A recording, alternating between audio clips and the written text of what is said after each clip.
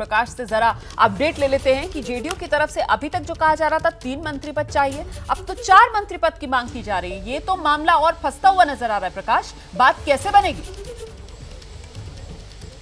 देखिए रोमाना, बात बनाने की तैयारी हो रही है। एक ये दबाव की राजनीति है। आपने देखा होगा, मैंने पहले भी बताया था कि जेडीयू के राष्ट्रीय अध्यक्ष आरसीपी सिंह ने खुद से कहा था कि केंद्रीय मंत्रिमंडल में जेडीयू शामिल होगी। तो जाहिर है कि इनकी तरफ से साफ हो गया, क्योंकि पिछली बार नीतीश कुमार ने इनकार कर दिया था शामिल होने से, क्योंकि उन्हें सांकेतिक तौर पर सिर्फ एक पद दिया जाता था, मंत्री पद का। तो ऐसे में अब ये चीज़ कि कहीं ये इल्ज़ाम जेडीयू पर ना आए कि जेडीयू शामिल नहीं हो रही है, इसलिए उन्होंने पासा फेंक दिया है।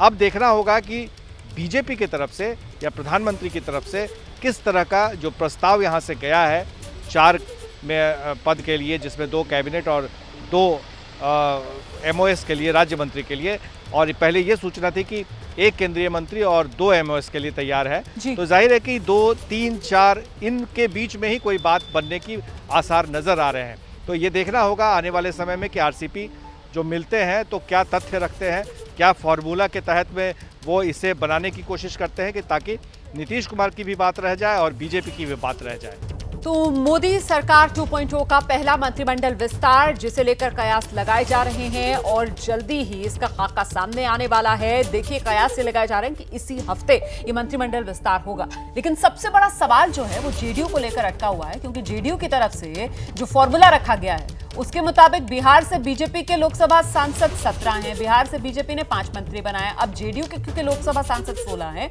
तो इसीलिए जेडीयू को कम से कम 4 मंत्री पद मिलने चाहिए। इसमें जेडीयू मांग ये कर रही है कि 2 कैबिनेट के और 2 राज्य मंत्री के पद हमें दीजिए। तो ये कैबिनेट फॉर्मूला जो जेडीयू की तरफ से सामने रख दिया गया है। लेकिन सवाल सबसे बड़ा यही है कि इस पर बात बनेगी कैसे। 2019 को नहीं भूलना चाहिए, जब बीजेपी की तरफ से सिर्फ 1 मंत्री पद ही दिया जा रहा था जेडीयू को, जिसे लेकर जेडीयू ने इनकार कर दिया था, मंत्रिमंडल में शामिल नहीं हुए थे। ऐसे में प्रकाश कुमार, अब तो बीच में बिहार विधानसभा चुनाव भी हो गया है ना, और उसमें जेडीयू और छोटे भाई की भूमिका में राज्य में भी सामने निकल कर आई है। तो फिर 4 मंत्री पद मांग की जा रही है जेडीयू की तरफ से, ये तो समझ से परे है। देखिए रोमाना, एक बात तो तय है कि नीतीश कुमार की पार्टी के अंक गणित में देखा जाए विधानसभा में, तो वो तीसरे नंबर की पार्टी हो चुकी है। लेकिन आज भी वो बैलेंसिंग है, जिस ओर मुड़ेंगे उधर ही सरकार बन जाएगी। तो जाहिर है कि ये अपनी जो उनकी महत्ता है उसे वो भुनाने की कोशिश करेंगे। अब ऐसे में केंद्र में मंत्रिमंडल में शामिल होने को लेकर के 1 सीट पर तो नामंजूरी हो चुकी है, इनकार किया जा चुका है। रही बात 2, 3, 4, तो ये जो 2 से लेकर 4 के बीच में, यानी कि या तो 2 या 3 या 4 मंत्री पद पर ही बात बनेगी। अब सवाल उठता है कि कौन कौन से मंत्री बनेंगे, किनको नहीं बनाएंगे, क्या मजबूरी हो सकती है।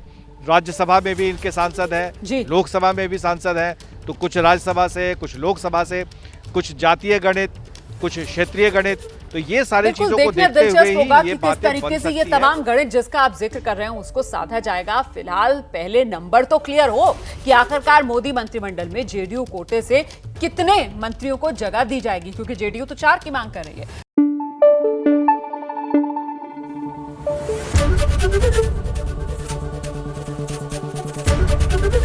एबीपी न्यूज आपको रखे आगे।